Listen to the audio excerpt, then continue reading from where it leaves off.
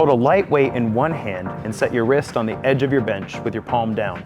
Inhale as you pull your knuckles towards you, flexing your forearm. Keep your muscles engaged and exhale as you lower it back to your starting position. Repeat with good form until you complete your programmed reps.